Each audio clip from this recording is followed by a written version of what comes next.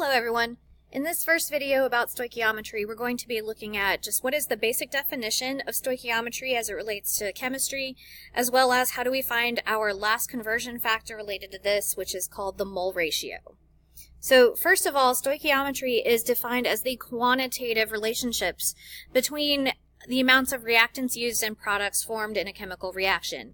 And this can relate any of these quantities, so reactants to reactants, products to products, reactants to products, and products to reactants. All of the things in a chemical reaction are related by this type of idea. So first of all, let's see what we can get from a balanced chemical equation. So given the equation where we have 4 moles of iron and 3 oxygens reacting to form rust, as you see in the table below, we can actually describe that in a lot of different ways. So you can just explain it verbally, where you have iron plus oxygen makes iron 3 oxide, which again is known as rust.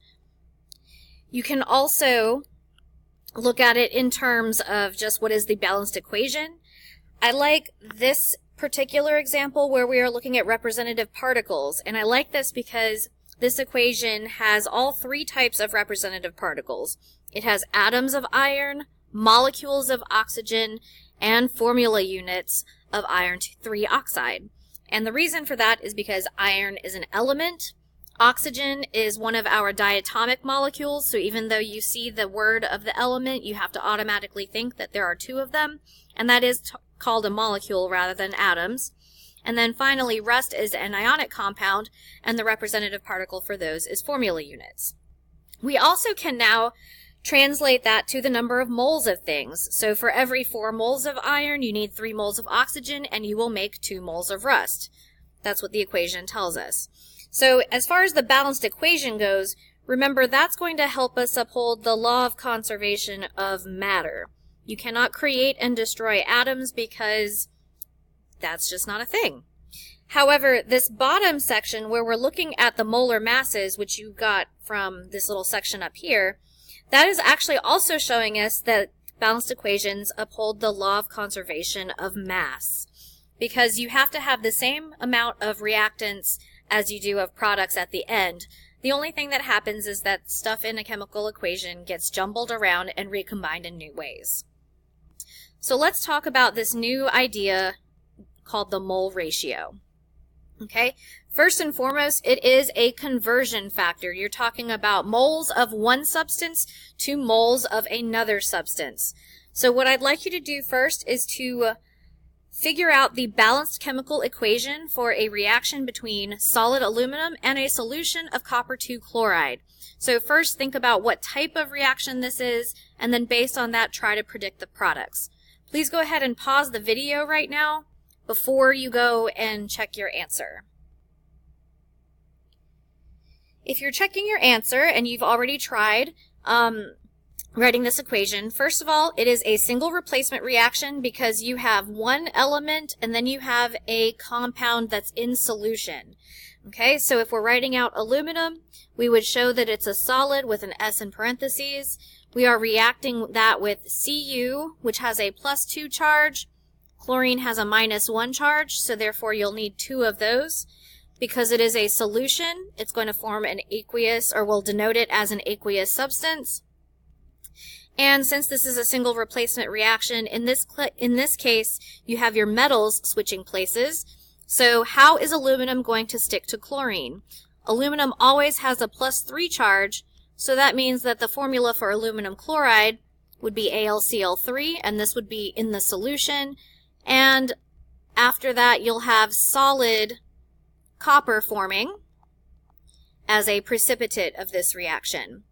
Finally, we do need to balance this. So remember, the easiest thing to do is always to make odd numbers even. So I would start personally by turning AlCl3 into an even number of chlorines, which means I'm going to need 3 here, and then I need 3 coppers and 2 aluminums to make the rest of that work.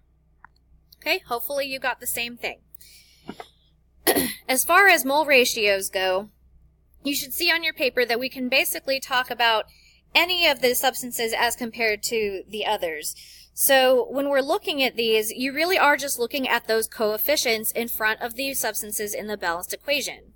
So for aluminum, the example I did for you, notice there is a 2 in front of the aluminum, and we're going to use these on the side as our numerators and the ones going across the top as the denominators in our ratios, just for sake of uniformity. So when we're looking at aluminum specifically, there is a 2 in front of aluminum and a 3 in front of copper 2 chloride. So that's why the ratio is 2/3. Aluminum to aluminum chloride, each of those substances has a 2 in front of it. So that ratio is 2/2. I would recommend, because someone always asks, do not reduce your mole ratio. It doesn't matter as far as your math goes. It would work out correctly either way, but then you're just adding an extra thinking step that you're not actually demonstrating on paper, which is going to open you up to another place that you can make a mistake, and there are already plenty of those. So you might as well not add an extra step. Okay, and then finally, aluminum has a 2 in front of it and copper has a 3 in front of it, so you get 2/3. So if you would, go ahead and try filling in the rest of this table, pause the video, and then once you are finished filling that in, go ahead and check your answers. Okay, so you're back to check your work, and this is how your table should look if you filled it in appropriately. The whole point of this, again, is that we're trying to say how two different substances in an equation correlate to each other, because it's not always going to be exactly equal. It's not always a 1-to-1 ratio. So the way we're going to use this is how we are going to switch substances in our factor label or train tracks. So this is how we will switch literally from one substance to another in our units so that we can get to a different substance as an answer. Okay? Thank you for watching this video. This is mole ratios and stoichiometry's definition. I hope you found this helpful. Go ahead and find the next video so that you can actually see how to work some stoichiometry problems if you choose to.